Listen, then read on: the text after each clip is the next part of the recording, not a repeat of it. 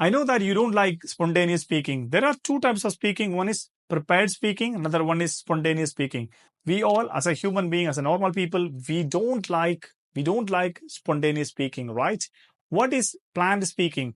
Such as giving a presentation, teaching a class, or leading a company meeting. These are known as planned speaking. What do you mean by spontaneous speaking? Your manager unexpectedly asks for your opinion on a topic during their presentation, or a teacher poses a question to you in the middle of the class, right? You may experience all these things, and you don't like to speak spontaneously because it makes you panic, it gives you anxiety, it gives you grumbling in your stomach, your legs started shivering, right? If you face all these kind of situation, you have to like this video and comment below. Let me know what is your experience about the spontaneous speaking. In this video, I'm going to talk about how to overcome this anxiety, or how to manage this anxiety, and how to take this as an opportunity to improve your professional and personal life.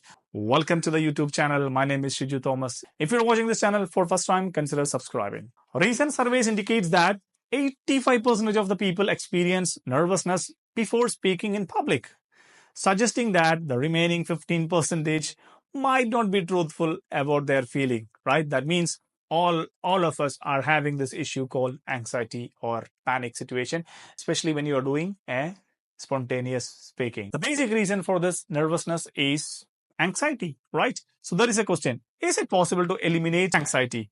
The answer is no. We cannot eliminate it because it's a part of the natural human experience.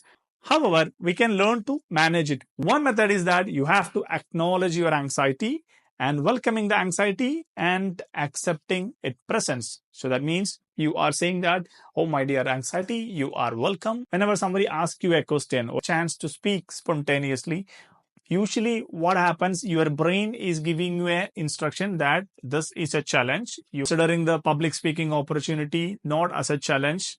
Instead of that, you have to consider it as a conversation. Why do you have to consider it as a conversation? I'll tell you one example. When you are singing with your friends, or you are dancing to a song with your friends, do you feel anxiety or depression? Or do you ever feel that, okay, oh my God, I'm going to make mistake. I'm not going to sing properly. I'm not going to dance properly. I don't know how to dance as per the music. I'm not an expert. Have you ever felt anything like that? No, we don't feel like that.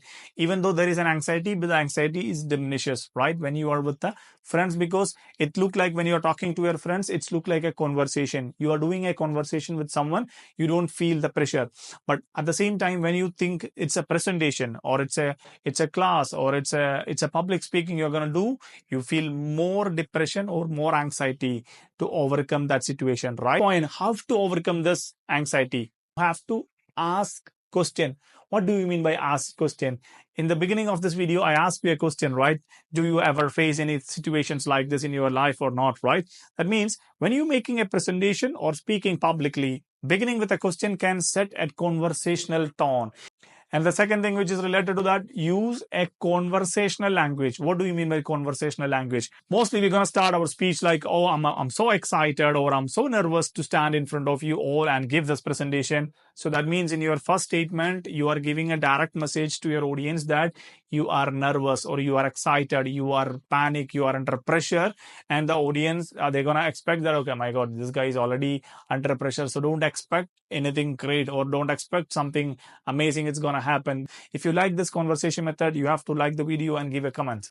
The third point is that be present. What do you mean by be present? Instead of worrying about the future consequences, try to be present.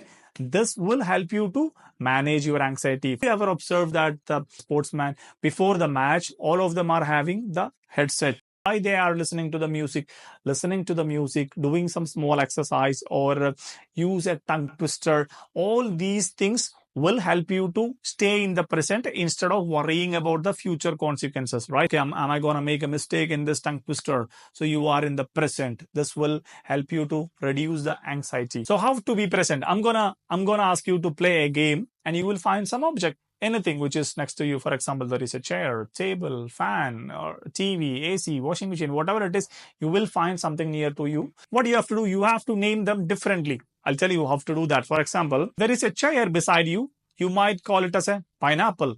This will help you to work against your muscle memory. What is muscle memory? Muscle memory is something which will help you to react rather than responding. Whenever you get a chance or whenever you get an opportunity, your muscle memory will give you a pattern. For example, even though when you are playing this game, you will say, okay, you have to call it different name. Like there is a chair, you call it as a pineapple.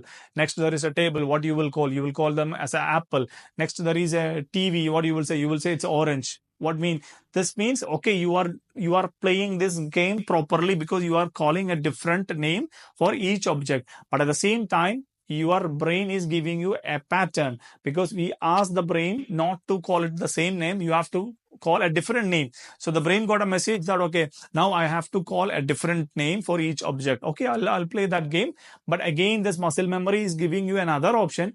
Be in the safer side because you have to win this game. You have to be perfect in this game. So let's follow a pattern. Okay, first you opt for a pineapple. It's a fruit. So what do you have to do? You have to go for the other fruits because it's quite easy for your brain to give the different names in the fruits. Okay, you call it as pineapple, apple, orange, strawberry, mango. You have a lot of options because it's quite easy for you to continue speaking and you win the game, right? Instead of that, you have to play this game again. For example, there is a chair. You call this chair as, okay, America. Next, there is a table. What you will say? You call it as an ice cream. Next, there is a TV. You will call it as like a pink color. The next, there is a laptop. What you will say? You will call it as a bicycle. The next, there is a pen. What you will say? You will say it's a Ferrari car. So you are not giving a pattern. You are giving wrong answer or you are calling a different name for each object. That means your brain is working to give you a different name. Instead of that, at the same time, you are not following the muscle memory, the pattern. You are giving random answers like here and there. It looks or you're going to feel it quite tougher than the previous one. So this will help you to reduce the anxiety, be present, and this will help you while speaking spontaneously or in a public speaking situation. Whenever you are speaking spontaneously, you have to dare to be dull than to be great. What do you mean by that actually? Don't expect that whenever you get a chance to speak, don't expect or don't imagine that, okay, I have to be perfect. I have to be great. You are not the best. You are not perfect. We will make mistake. So you have to accept that you have some limitations. If you are ready to accept that, dare to dull. That means I'm not a great shining star in public speaking, right? If you accept that thing, you don't have the pressure because you are not a great star. You don't have to prove that you are a great star. Whatever you wanted to do a conversation, you can talk to them as a conversation, right? Instead of taking the unwanted pressure. Take it as an opportunity. What do you mean by take it as an opportunity? For example, when your boss is asking during a dinner party, if you know him well enough to share your feedback, how should you respond? Usually you're going to feel like, something, oh my God, again. Instead of that, you have to say, oh, great, thank you so much for this opportunity. I would love to share my feedback like this, and you start talking to them. Now let's play a game, a beautiful game to improve your spontaneous speaking. I'll tell you one thing. If this game required two people, if you have you and your friend or anyone like who can play this game with you, it's an amazing game. Like anybody can play and you feel surprised, and this will help you a lot to improve your spontaneous speaking. For example, you and your friend. I'm imagining that I'm giving this a gift. This is a gift. I'm giving this gift to my friend who is next to me. An imaginary gift. You don't need anything in your hand, or you have some other stuff, you got it. You are giving this as a gift. It's an iPad, but I'm giving this as a gift box. Hi dear, this is for you. Take it. So the second person, the one who received the gift box, what he has to do? He has to imagine this is a gift, and he can imagine this as any gift as per his imagination, right? This guy is not telling that, okay, I'm giving you an iPad. He's telling that this is a gift for you. He's not telling that what is the gift inside. So he's opening the gift box, and according to his imagination, he's going to say that, oh, I love this lollipop. Anything as per his wish. The game starts now. The story begins now, like that. Now, the first person who gave the gift, he has to replay that. Why did he give that gift? Because, for example, the second person said, I love this pineapple. The gift you gave me, the pineapple, I love this. And the first person who gave the gift, he never imagined that the second guy is going to say that it's a pineapple. Because why it's a pineapple? Who's going to give a pineapple as a gift? And the first person, now he has to make a story. Why did he give pineapple to his friend as a gift? This is spontaneous speaking, because you never imagine that I have to speak something about pineapple and my friend, and I have to connect this pineapple and my friend. I have to make a story and I have to tell him that this is the reason I gave you a pineapple. So the first person who gave the gift will say, I know that you have a digestion problem from past few months. I would love to solve that issue. And pineapple is having these vitamins, minerals, and all these things. This will help you to increase your digestion and metabolism, will help you to avoid all these problems, and you will be fine. That's the reason I gave you a pineapple. Anything, you can make any story. Any stories based on your wish. That means you are getting an opportunity to create a story or improve your creativity spontaneously, and you can play this game with anyone. He can say that, for example, oh my god, I love this frog you gave me. Who's going to give you a frog as a gift, right? But the other guy has to make a story and say that, this is the reason I gave you a frog as a gift, because you deserve a frog. So I hope you love this. You love this game. If you play this game, come back to my video and comment below. Oh, Siju Thomas, I played this game. We played this game.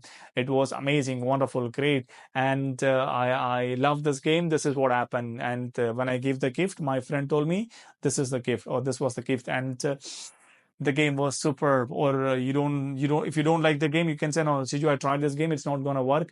And I felt so difficult to make a story spontaneously. That means you have to work on that area to improve your spontaneous speaking, right? Because prepared speaking, you will have enough time, enough space to create your presentation. But spontaneous speaking is happening 99% of the time in the world, because anytime your manager can ask, your teacher can ask, your parents can ask, or anyone, any stranger can come and ask you something, and you have to reply back, and you have no idea what they're gonna ask, right? And you don't have the time to think. You don't have the time to prepare anything. You have to speak spontaneously. So spontaneous speaking is always giving a pressure or anxiety or nervousness.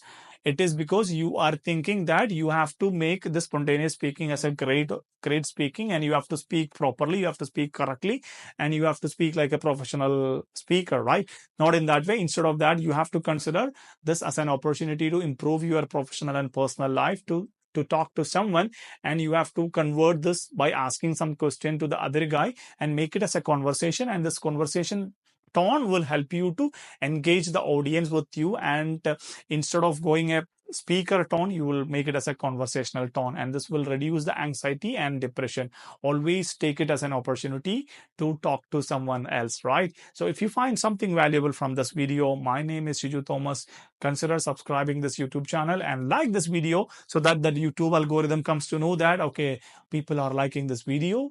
And I'm taking some effort to create the videos in English, even though my mother tongue is not English and my second language is not English.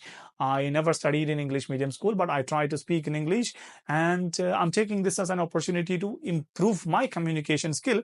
And I'll tell you one more thing. It's an amazing thing. I would love to tell all the beginners, and especially when you are trying to speak in English. I used to see some comments that, okay, bro, I wanted to speak like you. I wanted to speak like this YouTuber.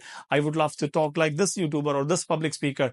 I would love to say that when we are making videos in English, or when we are making any videos in YouTube, this consume a lot of editing. Like we used to make a lot of mistakes, but we don't love to show that mistakes to you, right? For example, if you're watching this 20 minutes video, actually it may be a 25 to 30 minutes video, I removed the unnecessary part. I removed the parts where I stuck, where I stop, where I pause.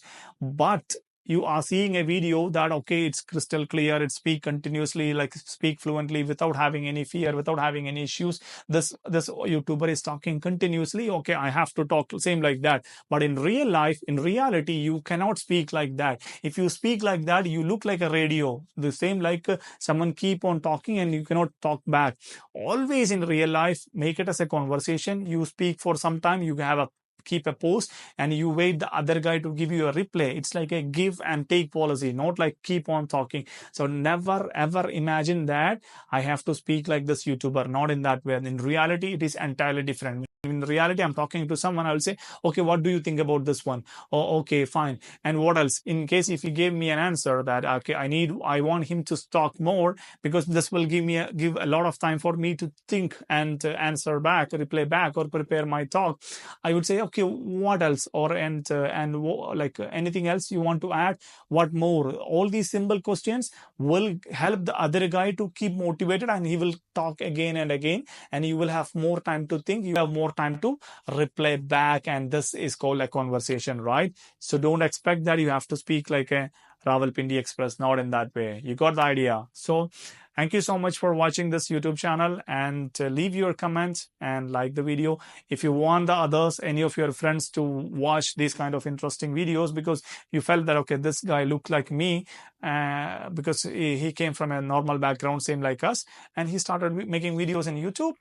And if I inspire you guys, share this video to the others and let them enjoy, let them watch these videos, and I will get more views. so, so thank you so much for watching. Take care. Bye bye. Here you will see some other videos. Have a look and leave your comment. Take care. Bye bye.